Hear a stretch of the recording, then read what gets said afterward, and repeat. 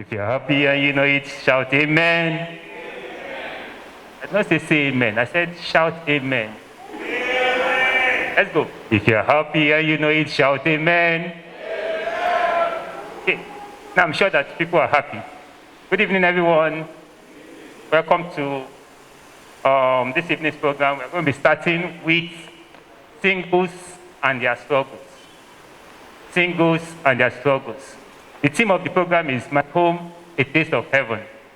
Singles are going to get to that home. Will it be a taste of heaven? Before they get to that home, what are they facing? So right now, I'm going to be inviting some people to be up here with me and be asking them some questions, and they'll be responding. First person on my list is Master Guide Patrick Esdras. Master Guide Patrick Esdras, please come up. Keep still, everybody. Master Guide is coming up. You're clapping. You're welcome. The second person is Franca Dixon, Miss Franca Dixon. Please, let's make it fast. Miss Franca Dixon.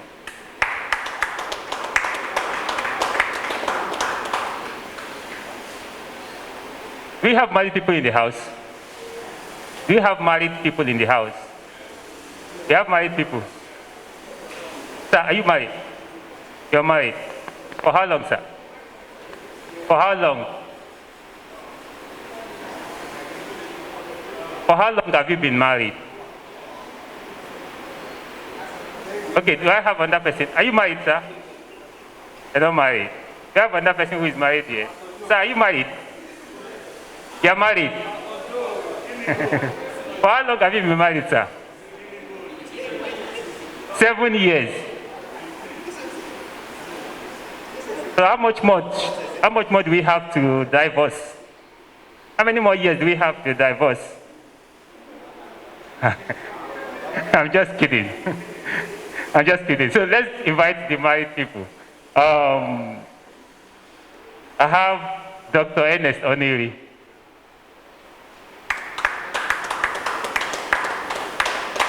And I have Mrs. Ada Okonkwo.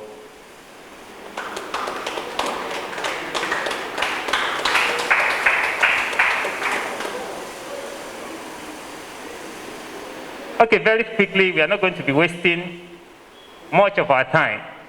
What we are going to be doing this evening is, what are the struggles they are facing while thinking about My Home, a Taste of Heaven? What struggles did they face before making that decision of having My Home, a Taste of Heaven? Then, what struggles are we facing? And what struggles have we faced for those who are married? At the end of the day, we sync everything and we confirm what God is saying about it and what lessons we are going to be learning from it, from their experiences and all our experiences. Then, we'll call it a day. I hope you're all ready for this. Are we ready for this? Thank you. So, good evening, Dr. Oniri. You're welcome to today's program. For how long have you been married, sir? A little above 5 years. A little above 5 years. That's 6 years, 7 years, 10 years. A little above 5 years. Or 2 months above 5 years. Oh, well, okay. A little above 5 years is okay. How has the marriage life been? In summary, It's been everything they told us it is supposed to be. Which is that it is not a bed of roses. The answer is bigger than me. Let me come to our level here. Master God Patrick, how long have you been single?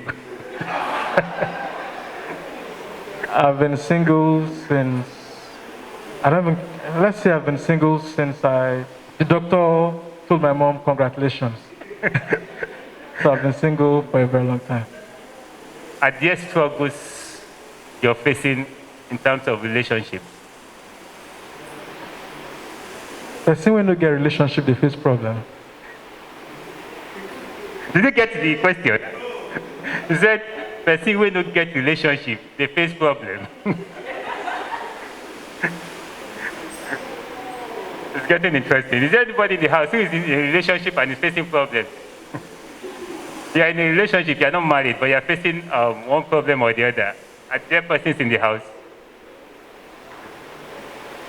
Nobody is raising up his or her hand. Okay, let's go to Franca. Franca, is there any relationship that is facing problem? Yes. Are you in a relationship and you are having any challenge or any struggle in that relationship? No. Okay, thank you. We are going down to people who have married. Mrs. Ada, what are the struggles you faced while you were single? Okay. There are just so many struggles a single has to go through. And I'm not sure we'll live here if we have to start counting and mentioning every one of them. But one that I know that is very peculiar or is very, very common to most of us is the fact that you're getting older and people are out there counting your age for you. And you find out that it gradually becomes a challenge, especially when you get to correct the children of other women. And the next question they will ask you is, go and marry your own and give birth, then you will understand. So sometimes you're faced with those kind of things and you have to hold back from correcting people. When it comes to the opposite sex or whoever you're dating, you find out that you have to go through the process of trying to make sure that this person you're looking for a forever, supposedly, with has actually has the major things you want to look out for in someone you want to spend the rest of your life with. So you find out that if that person is not meeting those standards, it's shaking. You also face challenges from parents. If you happen to come from a family where you have the tribal challenges, you will surely get to face that as a single. And those things actually get to limit how you move, who you get to interact with, and you don't just want to go into something it's so obvious you're not making headway with. So there are just a lot of them. Thank you for those contributions. Well, I'm actually looking at the one you said about if the person is the right person. Please hand over the mic to Dr. Onwe. So, how did you know that your wife is the right person? How did you know that she is the right person? Okay, let me. That is always a very, very difficult issue. Coming to that point where you conclude that the other party is the right one for you. The fundamental thing is issues pertaining to compatibility. You know, issues pertaining to compatibility. And the moment you're able to check the necessary boxes, I think you feel comfortable and you are able to take the next bold step. Nobody has everything, all right? But then, there are things I can't take. And there are things the other person can't take. The moment you know that there are things you can't take that other person is predisposed to subjecting you to, these are some of the areas where you need to draw a line and call a spade and find your way, all right? Those things I can't take, there is somebody out there who can take. You get the point? And then the thing I can take and I'm tolerating, there is somebody out there who will not tolerate it or take it from the person I am with. So you see, it's about knowing what what these boundaries are, drawing the necessary lines, and the moment you come to that place where you are able to feel comfortable with that person, vis-a-vis all the check boxes that you need to look at and come to that conclusion. So that's the way I see the whole knowing who is right for you or who is not right for you. If I'm not wrong, what you're saying is I should know myself first, know what I want first. Absolutely. Then I can ask, okay, can I find it in this person? So you're actually saying that beauty is not really what we should look out for. Okay, so you see, that's why I answered it the way I did. If beauty is going to be a problem, then ensure that the person you marry is physically beautiful. I'm thinking that is where you're coming from now. Physical beauty. Physical beauty cannot be a strong quality for you, and then you end up marrying somebody who you come and you are arguing she's beautiful inside. And then you will not take your eyes off other women that comparably are more physically beautiful than your wife. You need to define these things. There are people who have married who they have married and it was never about physical beauty. And when you come close, you will be able to see what it is that this spouse has seen in the other person. So what I term to be good for me may not be the way you look at life. You understand? So that is why, like you started, I should know myself, right? Before I go in search. Otherwise, I will miss the mark. And in the name of she's fine inside, yet you are every day attracted by the one who is fine outside. And that one who is fine outside is the one you are now flirting with. You forget that the one you are married to, like according to you, is fine inside. That's why you married her. So let's not hold no prisoners here. Let's call things for what they are and go for what we know we actually desire. That's the way I look at this. Thank you, sir. Thank you, sir. So the second point now is let us have our own decision and hold on to it. Don't let other persons give you the reasons why you should marry someone. Have the reason why you should marry the person and go for it. And that reason should be something you can accept and stay with. Am I right, sir? Absolutely. Okay, back to the singles wing. Ms. Franca, is there something you're looking out for in a man that you've not seen and you want to see? Is there something I'm looking out for in a man that I have not seen and I want to see? Okay, so invariably you're asking me, why am I not married? That's what you're asking. Okay. Did you hear that from me? You didn't have to go direct. Okay. The question is big, oh. Okay. But I can't even answer that because I'm not even in a relationship. So, I don't know. I can't answer that. That means you have something you're struggling with.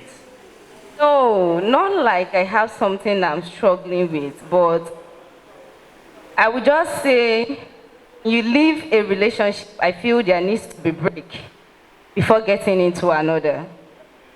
For some fears, right? No, it really has nothing to do with fears though, but I just feel that I need my space and my time. For me, I'm enjoying myself being single because I owe nobody an explanation. I don't have to tell anybody, oh, please, I want to go to Abuja. I can just wake up and say, I'm leaving for Abuja today and I'm off. So that's just it.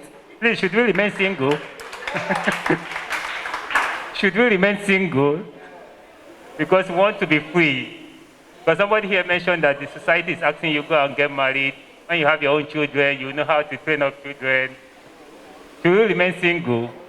So what are the fears? Something is scaring us from getting into this. Okay, you would have asked me what are my fears for getting married. How will I put it? You know, the other person, okay, like I've said before, in terms of marriage, I have a lot of fears. I think I've said this before in one of the singles nights we had. I have a lot of fears. And one of my fears is having to live with someone whom, like, you guys are not being brought up in the same home. You don't have the same mindset. Your thinkings are different. And then, without having issue. And then for me, I feel that forever is a long time.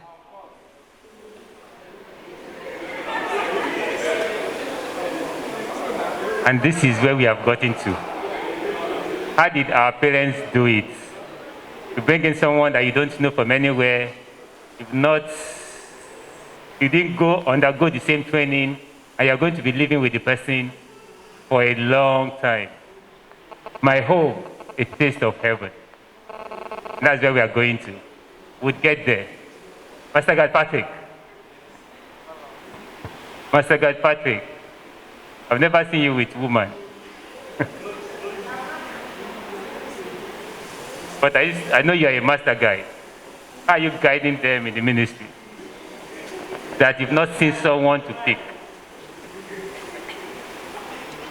Okay, then I don't think you know me very well. Because if you know me very well, you know that girls are all over me like white on rice. So that question, I don't understand where it's coming from, because people that see me see that there are girls around. So. Oh, you've not picked, that's what I'm saying. Oh, picking. Yeah. Yeah, that is where the problem is. Because you said you are single. As we don't get a relationship, they get problem. I'm saying, why are you not there? Like, she has her fears. I also have my own fears also. So, I feel my heart is too tender to be broken. And everybody has made it clear to me that if you're entering a relationship, your heart must be broken. And they said there's enough heartbreak to reach everyone. But I'm not yet ready to chop heartbreak. So that's why I'm still single. Wow. He said he's not ready to have a heartbreak, and that's why he's still single. But we're heading towards my home, a taste of heaven. It means that at the end of the day, you would still go into this family line. What are you looking out for in a prospective wife? The questions you're asking me like this.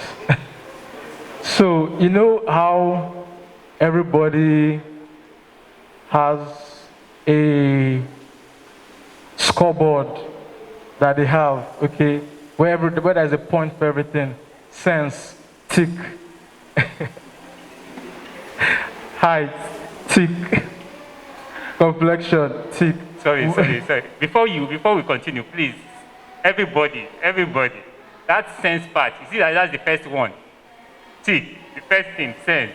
Everybody needs somebody they can relate with almost at the same level. Yes, so the scoreboard keeps, going and things like that. But I later discovered that that scoreboard is of no use, because the dream person does not actually exist, in quote. That is, you have to trade something off for the other. And I'm just coming to terms with that. The pandemic break made me realize that, so I'm now coming to terms that you can't find that 100% person on the scoreboard, or you can find someone that is 90 and you trade off the other 10%, or you can find someone that is 95 and you trade off the other 5%. And then, once you have done that, you have made up your mind that your heart is ready to be broken. Patrick, when are you going to do that? Okay, so you can see that there's a link between what he said. As you can see that there's a link between what he said and what Dr.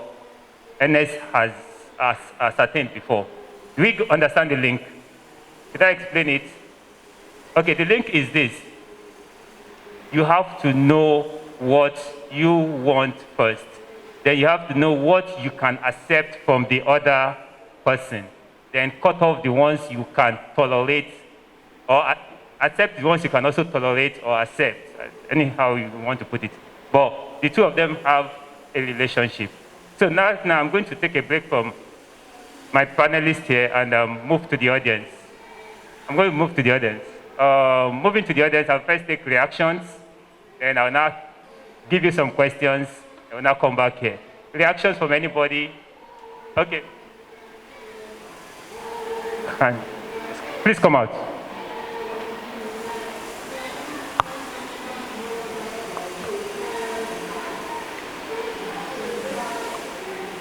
Good evening, church.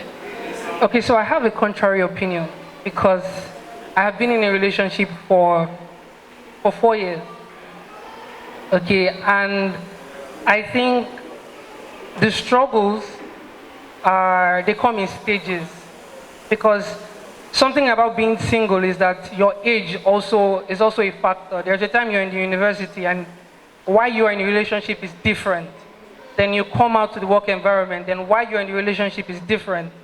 And then you keep progressing and you realize that almost something contrary that's been said is you need to focus on being the right person so much, then your character and then personality complement the right person that you're meeting. So the focus for me should always be on yourself, being the right person. Praying that God also connects you with someone planning to be the right person, because if you've not figured so much about yourself and then you're waiting to check a box, you're leaving a gap in your own side. You're taking your pen to strike something else, while you're not facing your own self, to check your own list, and then just put those dots on it one by one. So I know it's something I've seen from 4 years, and I'm sure it's also, in my case, it's forever to go. Thank you. When I was in Kwara State, someone said, Uche, you want to get married. Can you marry you? I'm putting that question to complement what he has just said. Can you marry you? Meaning that if I'm going to get married, can I marry somebody that is like me? If I'm not good enough for marriage, why expect somebody else to come and marry me? Any other contribution? Any other contribution from the audience?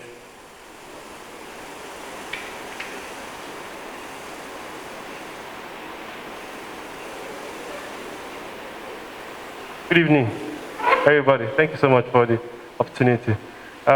What I just want to add to it, not to add, I just hope I'm not repeating what they have already said, is, as singles, we focus on finding the right person, and then the new focus that's coming on being the right person for the right person. But this life that we are living as singles, how do we enjoy it? I don't know if it was talked about today, but I'm talking about what if I don't marry in life? Does it mean I just kept waiting to live until I died? I don't know if you understand what I'm saying. As a single person today, what is my worth? Is my worth that I have a man now or a lady now or something? Because it has really affected some of us, myself, personally too. Trying to find your validity from your relationship status. There's someone out there that likes me, or maybe let's say you're having issues with your girlfriend. I was in a relationship for a while, and that relationship was a little bit getting bad. Then, if a lady out there should say hi to me in a very good way, it helped to rub my ego, maybe. So I noticed that I did not see my worth. I was only seeing my acceptability as a worth. So ladies and gentlemen who are single, you are enough now to, as in you are enough for you to enjoy life today, the 2nd of April 2021, before the day you meet her or him. So let's enjoy and put value into, because most times waiting for that person, I see this period as a period that is just a stalling period. So I use it to press phone. Press phone, look for Twitter and rant up and down. Whereas others are building their lives. So I don't know if I don't say I don't talk too much. Thank you for making very valid points. Let's enjoy our singlehood, right? If you are single, please enjoy it. But while enjoying it, it means you have to flex. You have to move around with friends. Are you struggling staying away from sexual immorality? Are you struggling staying away from alcohol and all of those things? Pastor God Patrick, I'll not come to you, don't worry. Please, ma, can you help us handle that? While flexing as a single person, how do you stay away from the challenge of your friend coming to tell you, let's go do this, let's go do that, and you know that it's wrong biblically? In the first place, I never had such kind of friends. If you want to stay sane, then you must make sane friends. And if the friend I'm making is one who would tell me, let's go to the next party, then I have no business actually being friends with such a person. So, me being able to enjoy singlehood is actually void of going for parties, hanging out. First of all, I must say I'm not so much of an extrovert. I'm not so much of one who easily make friends. That doesn't mean I don't make friends anyways, but talking from a general point of view, I shouldn't be seen making friends with people who are not in line with my values or what I stand for. So if I see myself making friends with someone who parties, then something is wrong with me when I know clearly that I'm not so much of a party person. So yes, I had my own way of enjoying my singlehood. I had times to go on picnics with my friends and ask me what we do at picnic. It was more about discussing what are your plans for the future, what do you want to do, or it was more about things that helped us grow spiritually, physically, mentally too. So I must make friends with people who are in line with my values, my belief, for me to actually be able to enjoy singlehood the right way. Dr. Ernest, do you have something to say? The problem is that some of us were church boys, so there were too many things we didn't do. If otherwise, it would have been easy to be practical in the sense that makes some more sense. I never went to a club, not because young fellows my age were not doing so. It was just an ideological thing, and every time I'm struggling to understand what they gained. Right? I never smoked. I don't drink. So maybe if we had that kind of a balance, it would have helped to, because it's looking like it's one-sided, right? And I can't talk about what I have not. I like to be very practical with what I say. But having said that, I think the biggest issue is pressure from within. For me, the biggest issue is pressure from within. It doesn't matter what people are saying. It doesn't matter what they are suggesting to you. The moment that pressure is self-inflicted, you will yield. Y-I-E-L-D. You will yield. So, whether it is somebody telling you alcohol is bad, we've been hearing that from church, but the moment you begin to tell yourself, but I'm a grown man, I need to prove something, I need to tell them that I have also arrived. Now, you see, that is self-inflicted. In fact, the day you're going to buy it, you don't need to be in the company of bad boys. You will go, buy it, come to your house, only you, privately. and you will drink and get high. Now that is the way this thing works. So when it comes to issues of what I should do or not do as a single person, to a very large extent, it has to do with the ideology that has shaped you as a person, either by virtue of your environment, who your parents are, the people that are around you, and all those kind of stuff. So, and like Ada said, if you surround yourself with party goers, one day you will say, let me just escort you people. And from escorting them, you become a party goer. And one thing I have seen in some of these cases is that you will even begin to, you will probably club more than the people who introduced you to the going. So it's important that we guard ourselves, all right, against some of these things. And this thing called singlehood is a gift. You have no idea. It's a gift. As a matter of fact, every phase where we find ourselves come with their challenges. If you say peer pressure, even as a married person, there is peer pressure. Our parents, they have their own kind of peer pressure, right? So, regardless of what phase you are facing the dimension of that pressure that is applicable to your phase. Okay? So, it's about what's in your head, how you have defined your boundaries, and your resolve to respect those boundaries. Thank you, sir.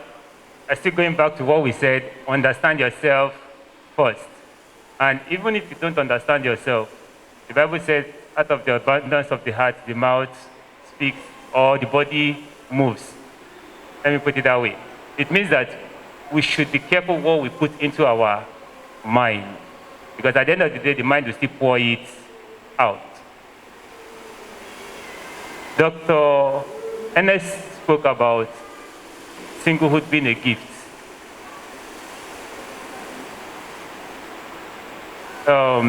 Ms. Franca, how do you enjoy singlehood? Do you think about being lonely sometimes?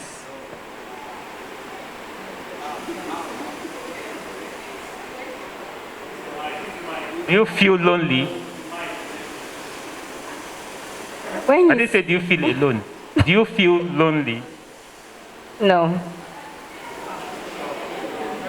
No. I have my phone. She said she doesn't feel lonely.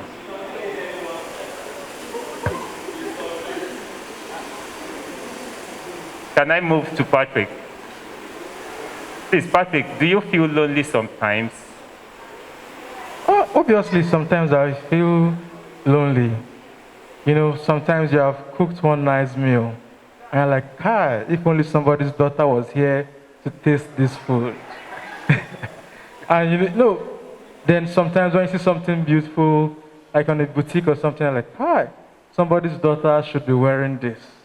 So definitely, from time to time, I don't want to generalize, but personally, yes, I feel lonely. I think that's how we're wired, but then again, but knowing that that feeling of being lonely is something that will one day quench in future makes me not dwell so much on it at that particular time. So I can just make a joke out of it, a meme out of it, laugh, get over it, we move. You know why I asked this question? I'm going to put it to the audience. Any of those times you just feel lonely, have you ever paused and prayed to God about it? Have you ever paused to pray to God about it? I'm just pushing it, not question to answer. Instead of just waving it away and saying, life goes on. You take that time to just talk to God and say, God, you know why I'm feeling this? Fill the void. Let's try and communicate more with Christ when we feel all of these things. And I know He would be there to respond to all our worries and all our problems. This is supposed to be my home, a taste of heaven. It means that all the struggles we pass through, all the struggles we are passing through, is leading us to where? Our home. And what are we going to be enjoying there? Sweetness, happiness, bliss, and all of that. If we are going to be doing that, it means we'll be needing God in everything we do. Yes or no? Yes. We'll be needing God in everything we do. Let's see what the Bible has for us. Let's pick up our Bibles. Let's pick up our Bibles to 1 Peter 5, verse 7. 1 Peter 5, 7. Somebody there? 1 Peter 5, verse 7. Cast all your anxiety on him because he cares for you. Does God care for us? Does God care for us? So whatever worries we face, whatever pains we are struggling to pass through as singles, let's believe that God cares for us. Let's see Ephesians chapter 6, verse 18. Ephesians chapter 6, verse 18. Ephesians 6, verse 18. Praying always with all prayer and supplication in the Spirit, and watching thereunto with all perseverance and supplication for all saints. Philippians 4, 6. And somebody, the last one, Colossians 4, 2. Philippians 4, 6 first. Ephesians 4, 6. Philippians 4, 6. Be careful for nothing, but in everything by prayer and supplication with thanksgiving, let your requests be made known unto God. And he will answer them, yes or no, yes or no. And the final Bible text we are going to be taking is Colossians chapter 4, verse 2. Continue steadfastly in prayer, being watchful in it with thanksgiving. Thank you, and God will help us get better have if we don't have, and those of us who already have, God will help us have a better home or a happy home or a taste of heaven in our home. I want to thank my panelists for being on this platform. Dr. Ernest, thank you for coming. Ms. Sada, thank you for coming. Pastor God Patrick, Ms. Franca, thank you for coming. And God will bless us in Jesus' name.